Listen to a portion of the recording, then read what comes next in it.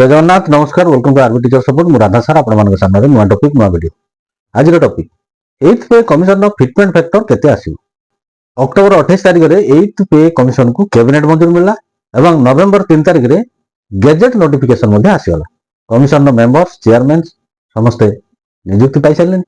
Commission को 18 मास समय मिलिछि। 18 मास मध्ये रे से तार रिकमेंडेशन प्रस्तुत करिवे।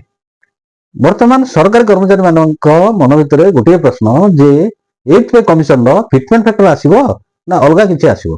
जदि फिटमेंट फैक्टर आसे ताले फिटमेंट फैक्टर केते रहिबो, दरमा रे केते वृद्धि हबो, समस्त कथा ए वीडियो रे हम आलोचना करबा। वीडियो को शेष पर्यंत देखंतु। चैनल रे सब्सक्राइब करन नथिले सब्सक्राइब करी नोटिफिकेशन बेल ऑन करंतु, जा फल जेते बेले चैनल अपडेट वीडियो आसो प्रथम नोटिफिकेशन ने आपन सूचना मिलिबो। वीडियो भल लागथिले लाइक और शेयर करियो को भूलिबे नै। अधिक हाइप्स एवं कमेंट्स रे निजर मतामत दबा को भूलिबे नै। जेतोटी पे कमिशन आसीछि अतीत रे से पे कमिशन मानकरे रियल सैलरी इंक्रीज कौन थिला प्रथम ता पर आगे नजर पकेनवा। Real salary increase across all pay commission. Second pay commission रे 14.2% सैलरी इंक्रीज है। थर्ड पे कमिशन रे 20.6%।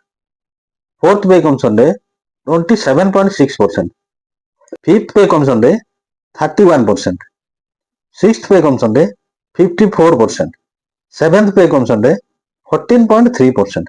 ताले जेतोटी पे कमिशन जाईची सबटू हाईएस्ट सैलरी इंक्रीज होईची सिक्स्थ पे कमिशन रे 54.0%। सैलरी इंक्रीज केते हबो एआईसीपीआई इंडेक्स एक मुख्य भूमिका ग्रहण करता। लेटेस्ट एआईसीपीआई इंडेक्स रिपोर्ट जहा आसुची सेप्टेम्बर मासर एआईसीपीआई इंडेक्स केते रहिची ना 147.3 पर सेटा केते थिला ना 147.1 ता माने 0.2 वृद्धि पाई। तापरे डिसेंबर पर्यंत एआईसीपीआई रो रिपोर्ट्स आसीबो। ये समस्त कथा को 8th पे कमिशन रो सैलरी इंक्रीज कथा आसीबो सेथिरे निश्चित भाव रे एगुडी को गुरुत्व दिया जिवो। काहे कि एआईसीपीआई इंडेक्स ऊपर गुरुत्व दिया जाय।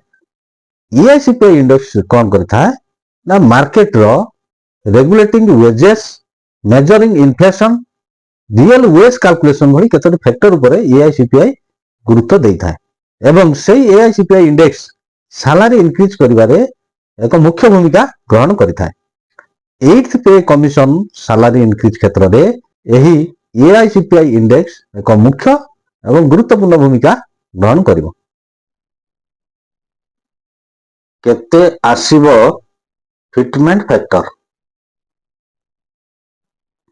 7th पे कमिशन रो फिटमेंट फैक्टर 2.57 थिला एवं सर्वनिम्न दरमा 18,000 टंका थिला।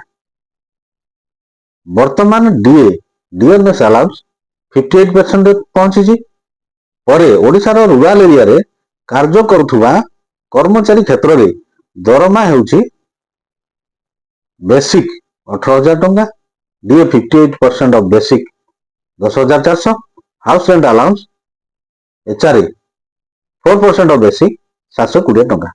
तांकर ग्रोस सैलरी होची 29,160 टंका। अदर अलाउंस जदि किछि पाउथा से पाइबे।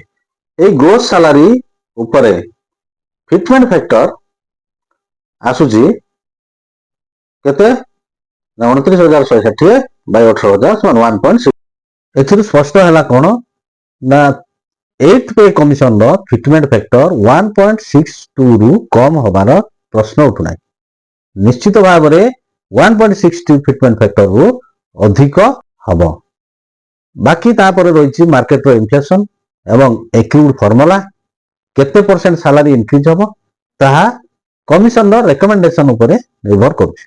किंतु वर्तमान रो मार्केट रो जहा इन्फ्लेशन स्थिति रहिछि ताकू जदि हमें नजर को नबा 7th पे कमिशन रे जो ग्रोस सैलरी जति की होउची ता थारु 8th पे कमिशन रे निश्चित भाव रे 25% इंक्रीज होबार संभावना रही। एक रे आपण जानि थांतु फिटमेंट फैक्टर 1.6 रु कम होबार प्रश्न उठनाय एवं ग्रोस सैलरी जहां अछि 7th पे कमिशन रो ता थारु 8th पे कमिशन रो बेसिक 25% इंक्रीज होबार संभावना अछि।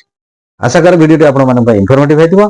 चैनल टी सब्सक्राइब करन थिले सब्सक्राइब करी नोटिफिकेशन बेल ऑन करंतु, जा फल रे जत्ते बेले चैनल अपडेट वीडियो आसो प्रथम नोटिफिकेशन आपन सूचना मिलिबो।